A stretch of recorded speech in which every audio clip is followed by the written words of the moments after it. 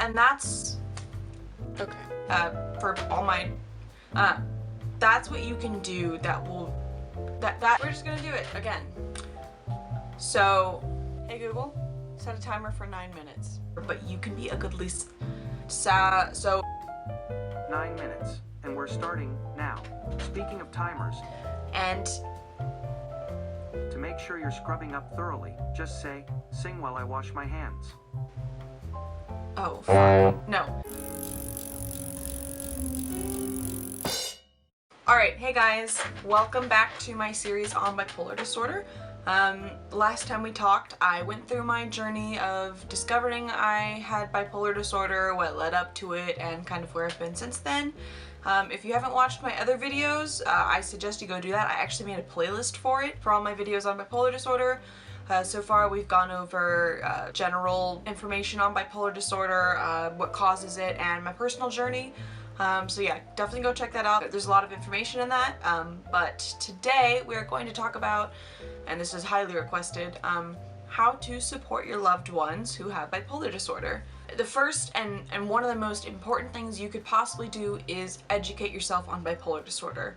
Research bipolar disorder until you think you understand it thoroughly, and then discuss with your loved one what applies to them, because everybody experiences it a little differently and it's not going to be the same for everyone, so you need to get the details of that person's bipolar disorder and how it is for them. So that's the second thing, make sure you understand what your loved one is experiencing based on their bipolar disorder. What are their manic or hypomanic episodes like? How long are they? How are their depressive episodes? How long are they? What are their mixed episodes, if they have mixed episodes, like? Is there a specific cycle to their episodes? Do they have a depressive episode and then follow to a manic, or vice versa? What are warning signs to look out for when an episode is beginning? What are their triggers? These are all really important things that you need to know in order to support your loved one. So the third thing is you need to pay attention to those warning signs, whether it's triggers or symptoms that start up when an episode is starting but hasn't hit full force. Don't go overboard, of course, and you don't stress yourself out trying to see the symptoms in case they happen. It will present itself and you'll most likely notice it. And make sure to ask your loved one the best way for you to communicate to them that you're seeing symptoms. For example, I tell my loved ones, shoot me a text saying, "Hey, I noticed you haven't been sleeping as much lately," or "You've been more irritable. Are you okay? Are you having an episode? How are you doing?" Because that's what works for me. And having someone just suggest it is really helpful. Don't get accusatory. Don't say, "Hey, you're having an episode. You need to fix that. You need to call your doctor," blah, blah, blah, blah. That's not helpful. Just, suggest it lovingly. It's almost like reminding someone to take an exit when you think they might have forgotten, but you're not sure, but you're not trying to be, "Oh, you forgot the exit." Like, that's the best way I know how to explain it. And don't be afraid to let them know. It's seriously so helpful when someone lets me know that I might be having an episode, because it can help me identify it and do coping mechanisms or make sure I'm eating healthy or sleeping right or something, and helps me get an episode under control before it becomes like a full-blown episode. Let them know that you're concerned.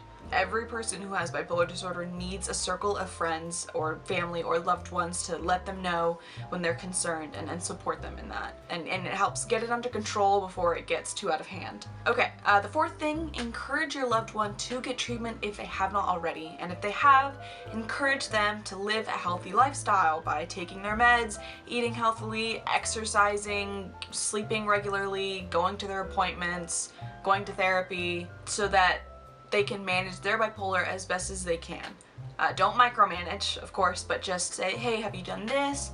How do you feel about that? How was that appointment? Don't you have that this week?" Stuff like that. Bipolar will not get better if you don't get treatment. It will not go away. It will get worse. It is a lifelong condition, but don't be forceful with it, just suggest it lovingly and compassionately. Don't constantly suggest that they get help or tell them they need to get help or be, aggressive about it. Just encourage them to do so whenever feels appropriate. Fifth thing, be compassionate and understanding and patient. That is so helpful and so important.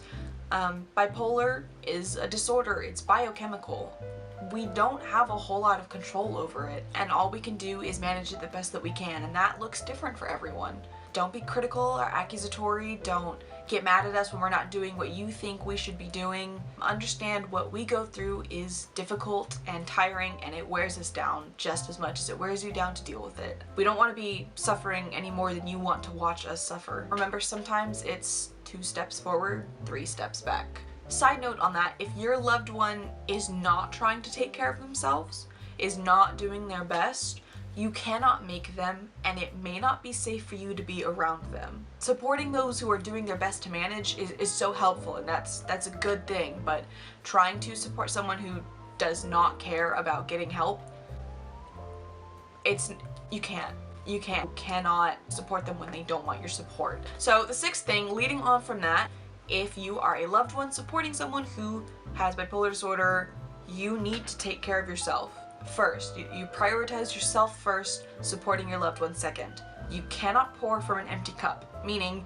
if you are not doing well, you cannot help someone else do well. And that goes for anything, but especially with this. The last thing you need to do is form a codependent relationship with your loved one who has bipolar disorder and micromanage them, because that will just be really unhealthy for everyone involved. You can't support others if you're not supporting yourself, and you cannot fix them. You cannot take your loved one's episodes personally. It's not your fault, you can't change it, you can't fix it, and it's not about you. Don't make it about you.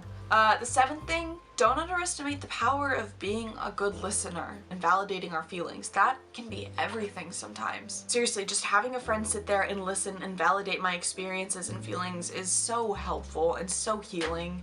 You're never going to be able to fix someone. You're never going to be able to fix our bipolar disorder, but you can be a good listener. The 8th thing, supporting someone can be more than just listening and understanding and keeping an eye out for episodes. It can be going with them to appointments or waiting in the lobby for them at appointments. It could be suggesting coping mechanisms. It could be having an emergency response plan to an episode happening, like taking away sharp objects or harmful objects, or taking away cash and credit cards if someone's in a manic episode so they don't overspend. It could be encouraging them to contact their psychiatrist, therapist, or doctor. All of that is really helpful stuff that you can do.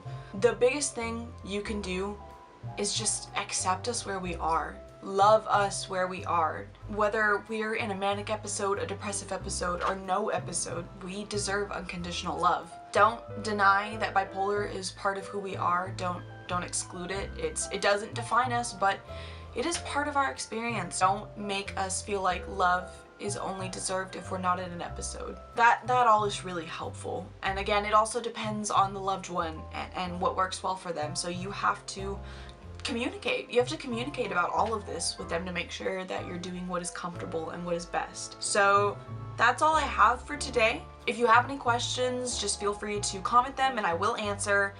If you want more content like this, go ahead and subscribe and like this video. And if you want more daily content, you can go find my TikTok. It's in the description below the video, because I post things daily about bipolar disorder and related mental illnesses. So if you're wanting daily content, go check out that. So yeah, expect another video out this Sunday, and I will see you guys then. Thanks for watching.